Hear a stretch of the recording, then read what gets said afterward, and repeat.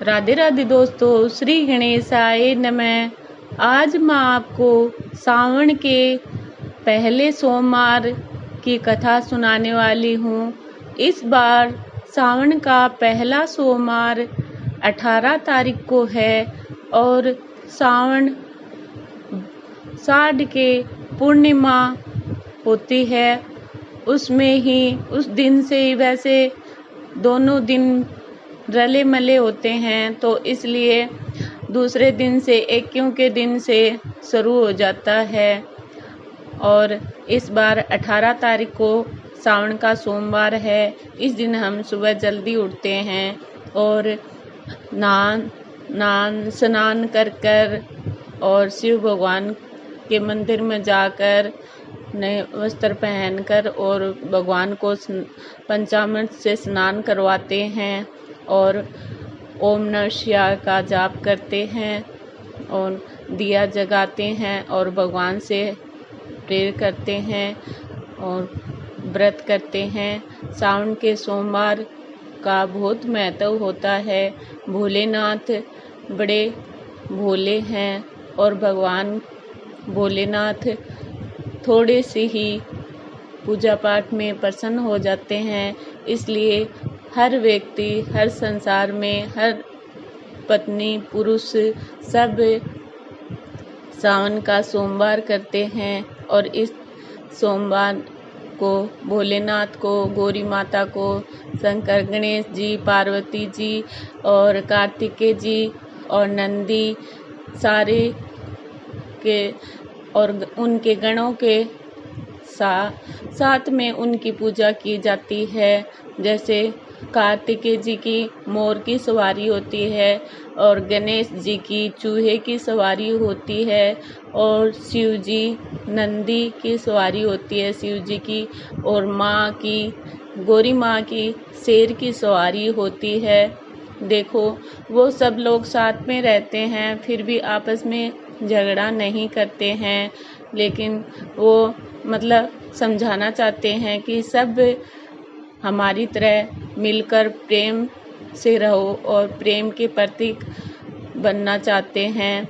इसलिए हमें सबको मिलकर रहना चाहिए।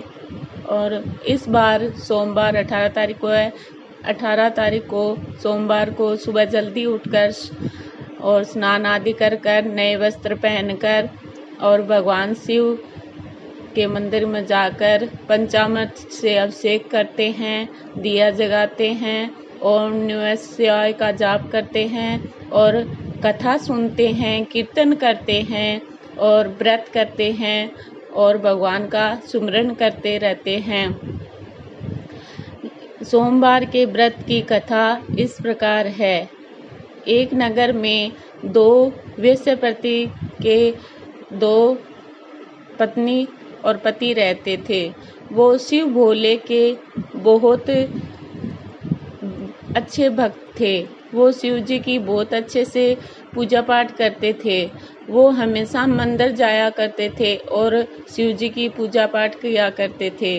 एक दिन वह अपने पति से बोली कि ना, एक पुत्र तो होना चाहिए, कम से कम हमारे जाने के बाद में हमारे पितरों का तर्पण करने के लिए और वंश को आगे बढ़ाने के लिए एक बच्चा तो होना चाहिए। ऐसे कहकर वह आपस में दोनों बतलाकर और शिव जी के मंदिर में जाकर भगवान भोलेनाथ से प्रार्थना की और भोलेनाथ ने उनकी प्रार्थना स्वीकार करी और फिर बोले कि आपको पुत्र तो है आपके, लेकिन उसकी आयु कम होगी। उस पुत्र की आयु 12 वर्ष की ही होगी। जब वो 12 वर्ष की आयु होगी, जब उसका सहवास हो जाएगा।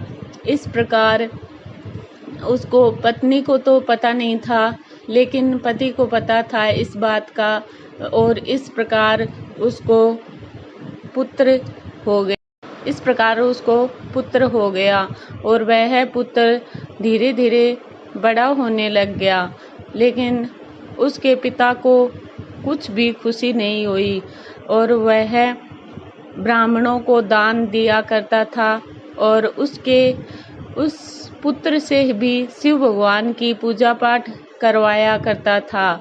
उसको अपने साले के साथ में, मतलब उसके मामे के साथ में, उसको काशी जी पढ़ने के लिए भेज दिया और उनको बहुत सा धन देकर विदा किया कि जहाँ भी जाओ, जहाँ भी रुको, हवन यज्ञ और दान धर्म करते जाना। वैसे ही वह दोनों चले, मामे भांजे, और जहाँ रुकते यज्ञ करवाते, धर्म करवाते, दान करवाते, कीर्तन करवाते। ऐसे करते करते एक राजा के नगर में पहुँचे। वहाँ राजा की राजकुमारी की शादी हो रही थी। वह एक दूसरा राजा उसके साथ में छल कर रहा था। उसका बेटा अंधा था और वह अंधे के साथ में राजकुमारी का विवाह करके ला रहा था। लेकिन वह उस सुंदर अयोग्य राजकुमार को, उसके बेटे को देखा यज्ञ करते हुए, कीर्तन करते हुए, तो उसने सोचा क्यों न इसको थोड़ी देर के लिए मैं दूल्हा बना लूं और फिर बाद में उसको अपने बेटे के साथ में बहू को ले आऊँगा। उससे पूछा तो वह दूल्हा बनने के लिए तैयार हो गया और दूल्हा बन गया। फिर दूल्हा बनकर जब माला डाल दी, फिर बोले थोड़ी देर के लिए फेरा करवा देते हैं। फिर फेरे हो गए। फिर बाद में जब रात में जब वो राजकुमार और राजकुमारी आराम कर रहे थे, उस टाइम उसने उसकी ओढ़नी पर लिख दिया कि मैं तो काशी जी पढ़ने जा रहा हूँ और आपका ब्याह मेरे साथ में हुआ है और आपको जो लेके जाएगा वह अंधा है। इसलिए वह इतना लिखकर चला गया और वह मामे भांजे चले गए। वह काशी जी में जाकर वहाँ पढ़ाई करता और दान पुण्य धर्म यज्ञ करवाते। और इस प्रकार वह सुबह जब उठी तो उसने अपनी ओढ़नी पर लिखा हुआ देखा तो वह अपने पिता से बोली कि पिताजी, मैं तो इनके साथ में नहीं जाऊंगी क्योंकि मेरा ब्याह इनके साथ में नहीं हुआ है। ये अंधा है और मेरा ब्याह जिनके साथ में हुआ है वह काशी जी को पढ़ने गया है। वह ऐसा सुनकर राजा ने उसको मना कर दिया, उसके साथ में अपनी पुत्री को नहीं भेजा और उनका आने का इंतजार करने लगे। जब उनके जैसे जैसे दिन पूरे होने लगे, जैसे जैसे उसके 12 वर्ष पूरे होने लगे, वह उस दिन यज्ञ करवा रहे थे, दान पुण्य धर्म करवा रहे थे, कीर्तन करवा रहे थे, हवन करवा रहे थे। उस टाइम उसने बोला, मामा जी मेरे सर में दर्द हो रहा है। तो वह बोला कि बेटा तुम अंदर जाकर सो जाओ। वह अंदर जाके सो गया और वह हवन करवा रहे थे। हवन करवाते समय उसने फिर जाके जब हवन पूरा हुआ तो उसने देखा कि वह बेहोश हो रहा था। अंदर जाके देखा, लेकिन वह सोचा कि अभी मैं शोर मचाऊंगा तो ये कुछ भी नहीं खाएंगे और ऐसे ही चले जाएंगे, तो इस यज्ञ का धर्म नहीं होगा। और उस मामे ने उनको सबको खाना खिलाया और फिर बाद में उसने रोना शुरू किया। तब उन्होंने सोचा कि ये तो उसके भांजा ही है जिसने यज्ञ करवाया है।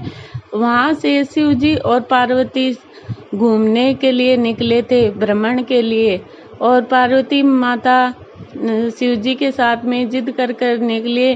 शिव जी ने मना किया था कि मैं आपको नहीं लेके जाऊंगा क्योंकि आप जहाँ पे दुखी दिखता है मनुष्य, वहीं पे आप हट पकड़ कर बैठ जाती हो कष्ट हरने के लिए और आप वहाँ से नहीं चलती हो। लेकिन माता ने कहा कि मैं कुछ नहीं कहूँगी, आप मेरे को ले चलो। वह दोनों घूमने के लिए निकले हुए थे। उसी टाइम उनको आवाज़ आई रोने की, तो वह माता ने कहा कि हे परमेश्वर, ये किसकी रोने की आवाज़ आ रही है? तो हे स्वामी, ये किसकी रोने की आवाज़ आ रही है?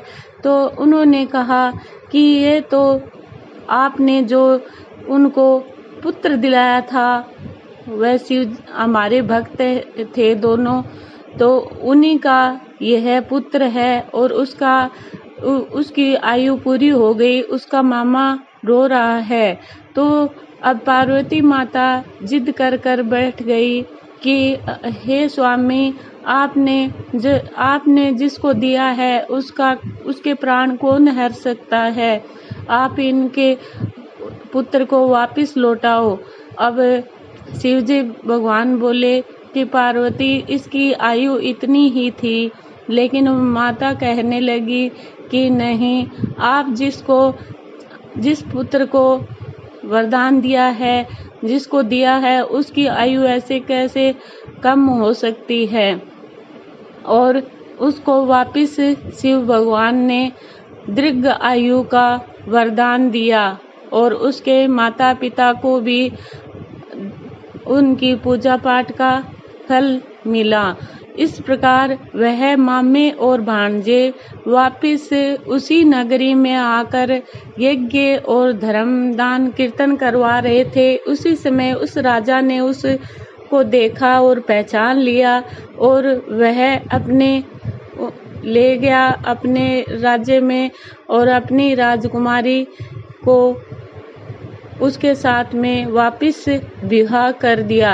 और एक सेठ के यहाँ भी उसकी लड़की का भी विवाह कर दिया और इस प्रकार वह अपने घर वापिस आ गए और उनका पुत्र ब्राह्मण का पुत्र वापिस जीवित हो गया। इस प्रकार जैसे शिव शंकर ने उनको पुत्र दिया और उनके पुत्र को जीवन दान दिया, वैसे ही सबको दे भगवान। जैसे अधूरी है तो पूरी करना, पूरी हो तो परवान करना।